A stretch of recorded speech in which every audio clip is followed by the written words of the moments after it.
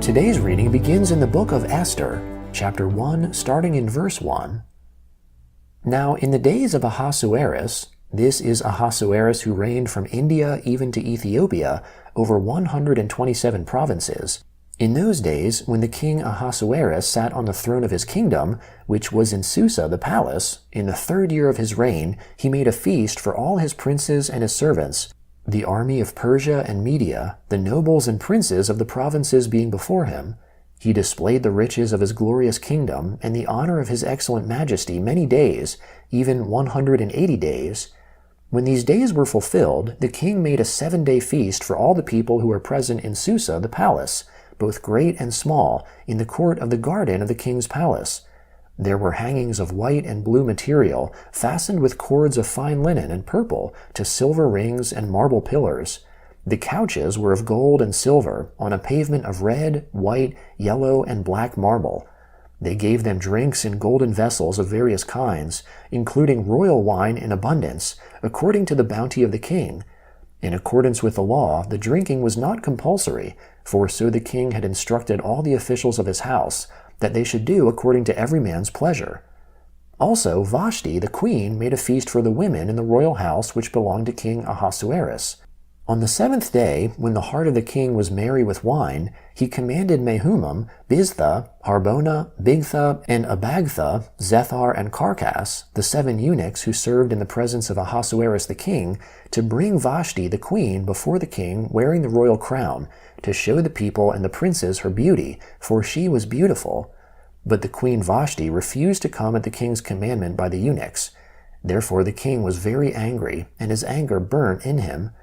Then the king said to the wise men, who knew the times, for it was the king's custom to consult those who knew law and judgment, and next to him were Karshena, Shethar, Admatha, Tarshish, Meres, Marsena, and Memucan, the 7 princes of Persia and Media, who saw the king's face, and sat first in the kingdom.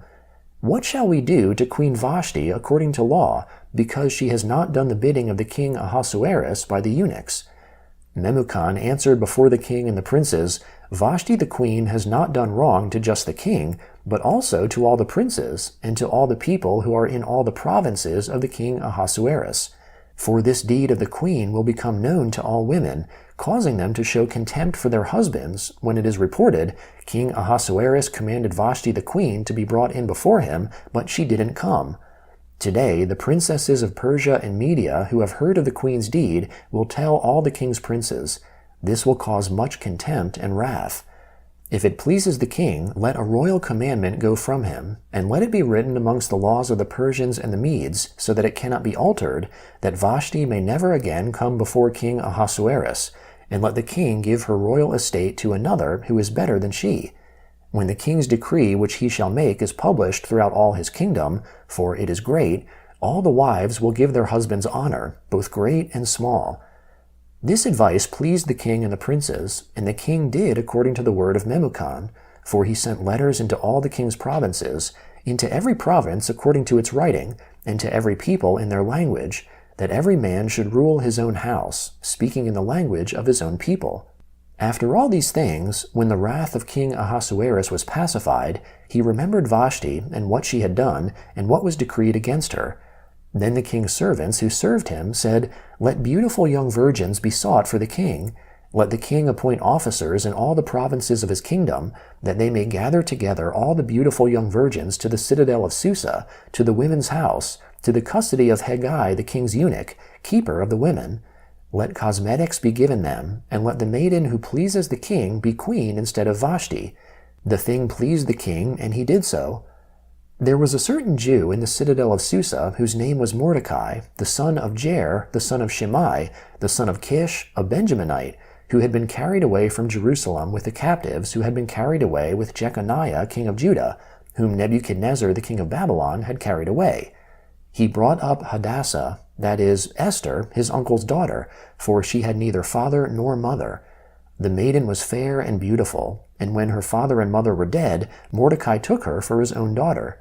So when the king's commandment and his decree was heard, and when many maidens were gathered together to the citadel of Susa, to the custody of Hegai, Esther was taken into the king's house, to the custody of Hegai, keeper of the women.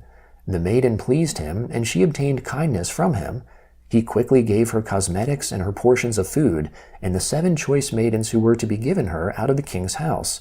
He moved her and her maidens to the best place in the women's house. Esther had not made known her people nor her relatives, because Mordecai had instructed her that she should not make it known. Mordecai walked every day in front of the court of the women's house to find out how Esther was doing and what would become of her.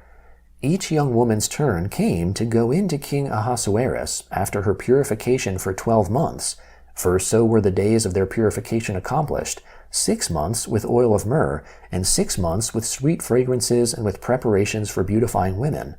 The young woman then came to the king like this. Whatever she desired was given her to go with her out of the woman's house to the king's house. In the evening she went, and on the next day she returned into the second women's house, to the custody of Shashgaz, the king's eunuch, who kept the concubines. She came in to the king no more, unless the king delighted in her, and she was called by name. Now when the turn of Esther, the daughter of Abihail, the uncle of Mordecai, who had taken her for his daughter, came to go in to the king, she required nothing but what Hegai the king's eunuch, the keeper of the women, advised. Esther obtained favor in the sight of all those who looked at her. So Esther was taken to King Ahasuerus into his royal house in the 10th month, which is the month Tebeth, in the 7th year of his reign.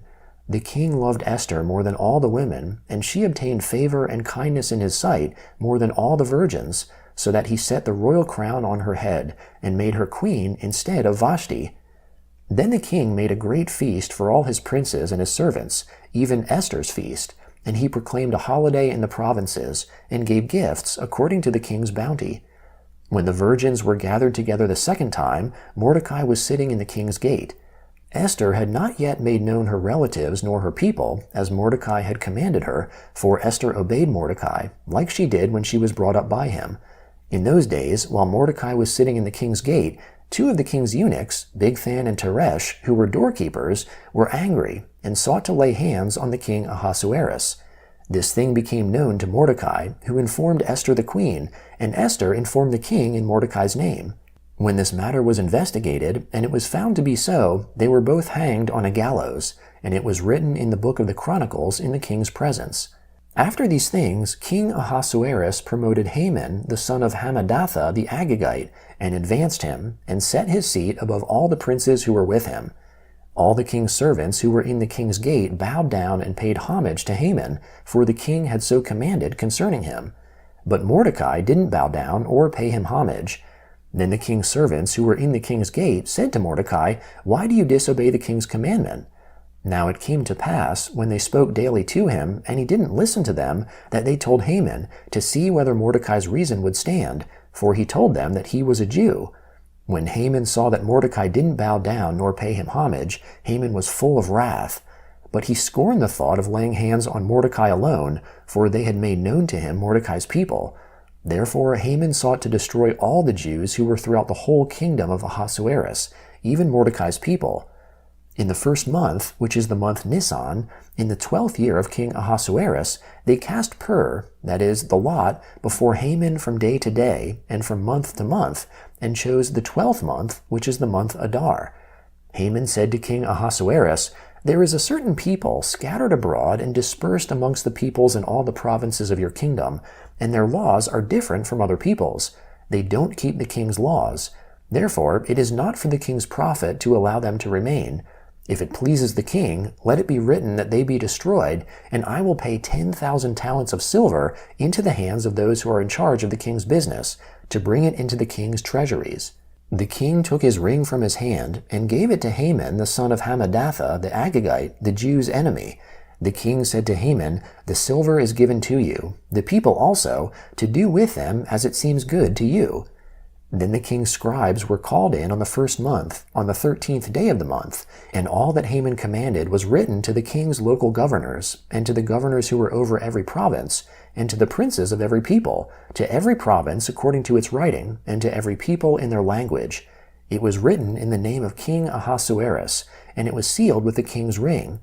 Letters were sent by couriers into all the king's provinces, to destroy, to kill, and to cause to perish all Jews, both young and old, little children and women, in one day, even on the 13th day of the 12th month, which is the month Adar, and to plunder their possessions. A copy of the letter, that the decree should be given out in every province, was published to all the peoples, that they should be ready against that day. The couriers went out in haste by the king's commandment, and the decree was given out in the citadel of Susa. The king and Haman sat down to drink, but the city of Susa was perplexed. The first letter of Paul to the Corinthians, chapter 11, beginning in verse 17. But in giving you this command, I don't praise you, because you come together not for the better, but for the worse. For first of all, when you come together in the assembly, I hear that divisions exist among you, and I partly believe it. For there also must be factions amongst you, that those who are approved may be revealed amongst you. When therefore you assemble yourselves together, it is not the Lord's supper that you eat. For in your eating, each one takes his own supper first. One is hungry and another is drunken. What, don't you have houses to eat and to drink in? Or do you despise God's assembly and put them to shame who don't have enough? What shall I tell you? Shall I praise you? In this I don't praise you. For I received from the Lord that which I also delivered to you, that the Lord Jesus, on the night in which he was betrayed, took bread. When he had given thanks, he broke it, and said, Take, eat, this is my body, which is broken for you. Do this in memory of me. In the same way, he also took the cup after supper, saying, This cup is the new covenant in my blood. Do this as often as you drink, in memory of me. For as often as you eat this bread and drink this cup, you proclaim the Lord's death until he comes. Therefore, whoever eats this bread or drinks the Lord's cup in a way unworthy of the Lord will be guilty of the body and the blood of the Lord. But let a man examine himself, and so let him eat of the bread and drink of the cup. For he who eats and drinks in an unworthy way eats and drinks judgment to himself if he doesn't discern the Lord's body. For this cause many amongst you are weak and sickly, and not a few sleep. For if we discerned ourselves, we wouldn't be judged. But when we are judged, we are disciplined by the Lord, that we may not be condemned with the world. Therefore, my brothers, when you come together to eat, wait for one another. But if anyone is hungry, let him eat at home, lest your coming together be for judgment. The rest I will set in order whenever I come. Psalm 35, beginning in verse 17. Lord, how long will you look on?